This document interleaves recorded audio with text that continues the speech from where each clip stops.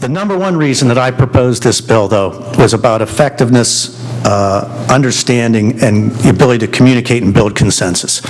As a legislative leader over the last several years, one of the difficulties I've encountered or found is that for me to talk to every member of my caucus, to then talk to some of the members of the Democrat caucus, to understand what their point of view is, why you're proposing this bill, or why you think my proposal's bad, whatever. If I have understanding, at least then you keep the debate on the facts and not on the personalities or the emotions that sometimes we veer off on.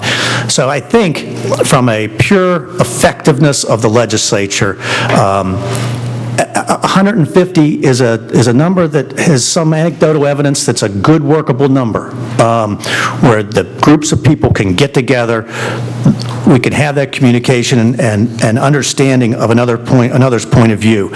So that's kind of how I got to 153. There's nothing magical about that number either. But 150 anecdotal evidence suggests that that's a more workable group size where we can have our communications, where the committees can understand what you're up to and why you're doing it. I also did one thing that's a little different than other proposals that are before you, and that was I left the Senate out of this. I didn't do that because I don't think the Senate maybe, if the House could be more effective, smaller, could the Senate be more effective, smaller? I don't know. I'd certainly let them do that. I kind of did it from a more strategic perspective because, we in the House should decide if we think that's a proposal to put before the people of Pennsylvania in the form of a constitutional amendment, and we understand how the House operates. And I can say as a leader, I know that we would be more effective and efficient in our legislative process. I think our product would be better. I think you'd have a more clear and defined debate.